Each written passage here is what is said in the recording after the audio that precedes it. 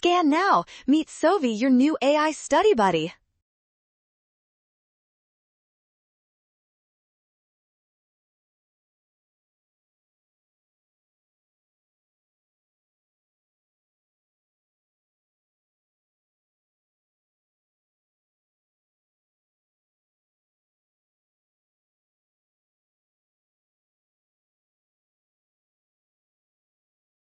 Next, this shift leads to a higher equilibrium price and quantity in the market. Since producers sell more units at a higher price, their total producer surplus must definitely increase.